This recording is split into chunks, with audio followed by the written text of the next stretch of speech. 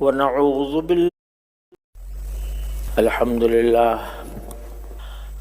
لله نحمده ونستعينه ونستغفره ونؤمن به ونتوكل عليه ونعوذ بالله من شرور أنفسنا ومن سيئات أعمالنا. من يهده الله فلا مضل له ومن يضلل فلا هادي له. وأشهد أن لا إله إلا الله وحده لا شريك له. وأشهد أن سيدنا ومولانا محمدا عبده ورسوله صلى الله تعالى عليه وعلى آله وأصحابه وبارك وسلم تسليما كثيرا. أما بعد فأعوذ بالله من الشيطان الرجيم. بسم الله الرحمن الرحيم. يا أيها الذين آمنوا عليكم أنفسكم لا يضركم من ضل إذا اهتديتم إلى الله مرجعكم فينبئكم بما كنتم تعملون. آمنت بالله صدق الله مولانا العظيم. محترم بزرگوں، دوستوں اور بھائیوں، السلام علیکم ورحمۃ اللہ تعالی وبرکاتہ۔ یہ سورہ مائدہ کی آیت ہے جو میں نے آپ کے سامنے پڑھی، اور پچھلے جمعے میں بھی اس کے بارے میں کچھ گزارشات پیش کی تھی۔ اس میں اللہ تبارک و تعالیٰ نے ہماری ایک بہت ہی بنیادی قسم کی بیماری کی اصلاح فرمائی ہے۔ وہ بیماری یہ ہے کہ ہم دوسروں کے عیب تو تلاش کرنے میں بڑے ہوشیار ہیں، دوسروں پر تنقید کے لیے ہماری زبانیں کھلی ہوئی ہیں۔ فلاں یہ کرتا ہے، فلاں یہ کرتا ہے، لوگوں کے اندر یہ خرابی پیدا ہو گئی ہے، وہ خرابی پیدا ہو گئی ہے۔ اس پر تبصرے ہماری مجلسوں میں دن رات ہوتے رہتے ہیں۔ حکومت کی خرابیاں، سیاستدانوں کی خرابیاں، دوسرے معاشرے کے اندر جو فساد پھیلا ہوا ہے، اس معاشرے کے فساد کے جو ارکان ہیں ان کی خرابیاں، یہ ہماری زبانوں پر چڑھی ہوئی ہیں۔ تقریباً ہر مجلس میں اس کا تذکرہ ہوتا ہے، اور اس بات کا بھی رونا ہم روتے رہتے ہیں کہ ہمارے معاشرے کے اندر بہت بگاڑ پیدا ہو گیا ہے، بہت خرابیاں پیدا ہو گئی ہیں، ہم دین سے دور ہوتے جا رہے ہیں، رشوت کا بازار گرم ہے، حرام و حلال کی پرواہ نہیں ہے۔ یہ ساری باتیں ہماری مجلسوں کا موضوع ہوتی ہیں۔ اللہ تبارک و تعالیٰ نے ہماری اس بیماری کو واضح طور پر بیان فرمایا ہے کہ بھائی دوسرے لوگ جو بھی کام کر رہے ہیں ان کی خرابیوں کی ذمہ داری تمہارے اوپر عائد نہیں ہوتی۔ ہر ایک انسان کو اس کو اپنے افعال کا جواب دینا ہے، لہذا تم دوسروں کے اوپر طعن و تشنیع اور تنقید سے زیادہ اپنی فکر کرو۔ علیکم انفسکم، تم اپنی خبر لو، میں کتنے پانی میں ہوں، میں کہاں کھڑا ہوں، میں اللہ جل جلالہ کے احکام پر کتنا عمل کر رہا ہوں، اس کی فکر میں پڑ جاؤ۔ حقیقت یہ ہے کہ ہم چونکہ اپنی بیماریوں سے اور اپنے برائیوں سے غافل رہتے ہیں تو ہر وقت دوسروں کے اوپر ہماری نگاہ رہتی ہے اور دوسروں پر ہم تنقید کرتے رہتے ہیں، اور یہ پتہ نہیں ہوتا کہ خود ہمارے اندر کتنی خرابیاں ہیں، کتنی خامیاں ہیں۔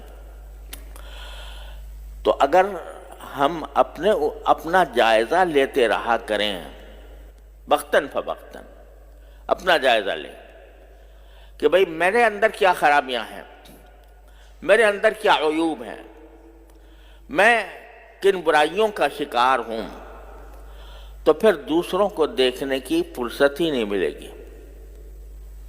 Do you know the UK landlord's nasty little secret? Say, have you got mouldy walls? Bahadur Shah Zafar مرحوم کا یہ شعر بڑا حکمت والا ہے۔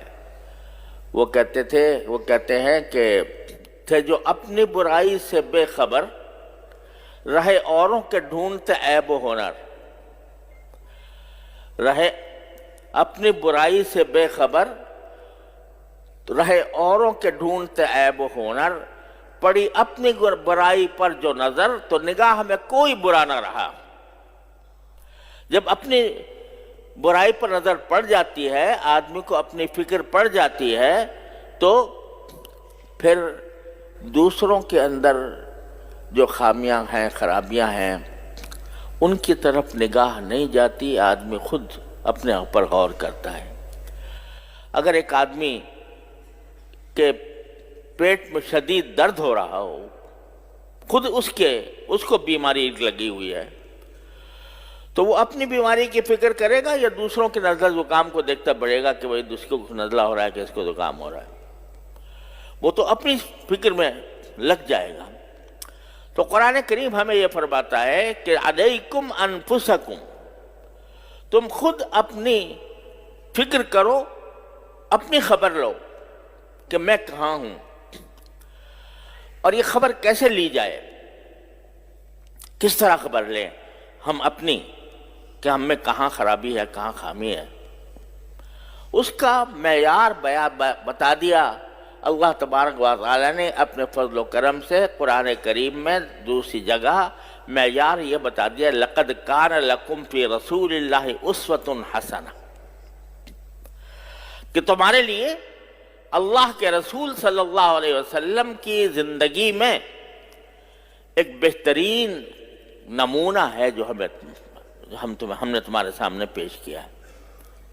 یعنی اس کائنات میں کی تخلیق کا جو سب سے بڑا شاہکار اللہ تبارک و تعالی نے پیدا فرمایا، وہ جناب نبی کریم سرور دو عالم صلی اللہ علیہ وسلم کی شکل میں پیدا فرمایا، اور یہ اعلان کر دیا کہ ان کے زندگی کا ایک ایک فعل تمہارے لیے نمونہ ہے۔ وہ عقائد میں نمونہ ہے، وہ عبادات میں نمونہ ہے، وہ معاملات میں نمونہ ہے، وہ اخلاق میں نمونہ ہے، وہ معاشرت میں نمونہ ہے۔ تو اپنا جائزہ لینے کا بہترین طریقہ یہ ہے کہ کوئی ایسی کتاب ہمارے سامنے ہو جس میں رسول کریم صلی اللہ علیہ وسلم کی حیات طیبہ بیان کی گئی ہے، آپ کی صفات بیان فرمائی گئی ہیں، جس میں سرکار دو عالم صلی اللہ علیہ وسلم کے طور طریقے بیان فرمائے گئے ہیں۔ اس کو ہم اپنے سامنے رکھیں اور سامنے رکھ کر اپنا اس سے موازنہ کریں کہ بھئی میں یہ جو صفات بیان کی جا رہی ہیں نبی کریم سرور دو عالم صلی اللہ علیہ وسلم کی، ان صفات میں اس کا کوئی شائبہ میرے اندر ہے یا نہیں ہے۔ مثلا رسول کریم سرور دو عالم صلی اللہ علیہ وسلم کی صفات میں یہ تھا کہ آپ بردبار تھے، حلیم تھے، اور حلیم کے معنی یہ کہ دوسروں کے ساتھ ہمیشہ آپ خوش اخلاقی سے، محبت سے، خیر خواہی سے بات کیا کرتے تھے، اور کوئی کتنے ہی غصہ کرنے والے، دوسرا غصہ کتنا بھی کر رہا ہو، لیکن رسول کریم صلی اللہ علیہ وسلم جواب میں غصے کا جواب غصے سے نہیں دیتے تھے۔ So So, Johnny, why are you getting a smart meter? Well, my energy provider keeps going on about smart meters. I've always been on the fence about them. But Mark Dark Pub, he reckons they only want you to put them in so they can count how many cups of tea you're making in a day. And he also reckons that his mobile phone has caused his male pattern baldness. حدیث صحیح بخاری میں حدیث ہے کہ ایک صاحب تھے، کسی وقت رسول کریم صلی اللہ علیہ وسلم نے ان سے کوئی اونٹ لیا تھا، اور اس اونٹ کی یعنی وہ اونٹ واجب ہو گیا تھا نبی کریم صلی اللہ علیہ وسلم کے ذمے، آپ نے اپنے ذمے لے لیا تھا کسی وجہ سے، کسی عقد کی بنیاد پر، کہ حضور اقدس صلی اللہ علیہ وسلم کو اونٹ ادا کرنا تھا کسی کا۔ وہ صاحب آئے اور آ کر بڑے غصے میں نبی کریم صلی اللہ علیہ وسلم سے خطاب کیا، میرا اونٹ واپس کرو، میرا اونٹ دو، کیوں دیر لگا رہے ہو، وغیرہ سخت کلامی سے اختیار کی۔ اب آپ ذرا تصور فرمائیں کہ سرکار دو عالم صلی اللہ علیہ وسلم بحیثیت نبی کے، بحیثیت رسول کے جو مقام تھا وہ تو اپنی جگہ ہے، لیکن بحیثیت ایک انسان کے آپ کی نبوت سے پہلے بھی زندگی ایسی گزری کہ لوگوں کے ساتھ آپ کا معاملہ انتہائی نرم ہوتا تھا، اور آپ صادق اور امین کے لقب سے پکارے جاتے تھے۔ دشمن بھی آپ کو صادق اور امین سمجھتا تھا کہ یہ کبھی کوئی خیانت نہیں کر سکتے، کبھی کسی کے ساتھ کوئی زیادتی نہیں کر سکتے، نبوت سے پہلے بھی۔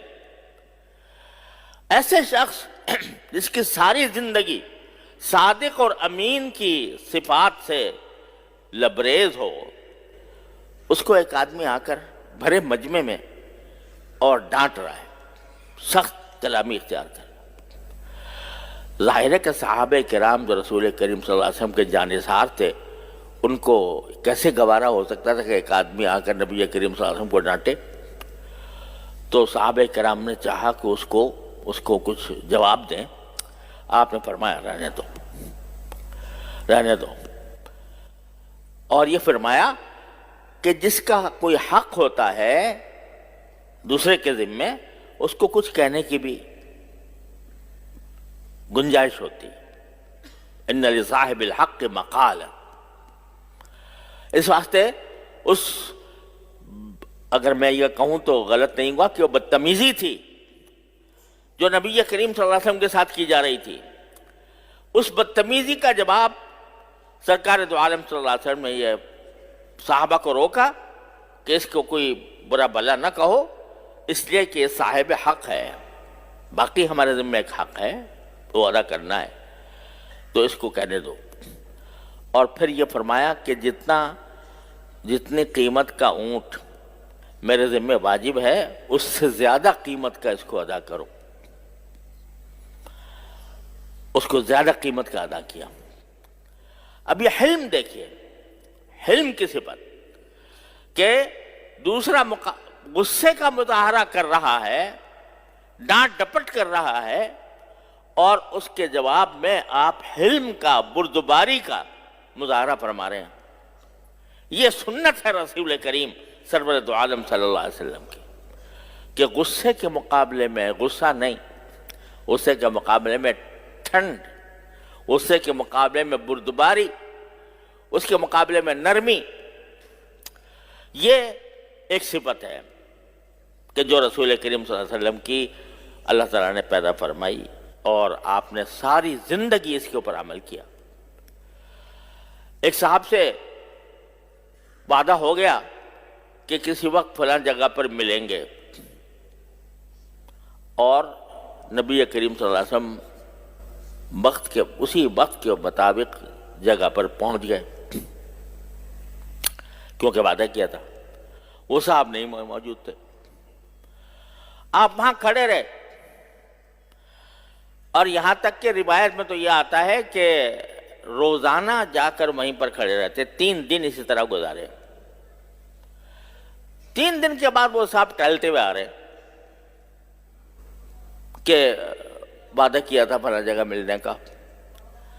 ابھی جو شخص 3 دن جس نے وعدہ خلافی کی اور تکلیف دی کہ آدمی انتظار کر رہا ہے اس جگہ کھڑا ہوا، اس کو پرواہ ہی نہیں. اس کے ساتھ صرف اتنا کہا کہ بھائی تم نے مجھے 3 دن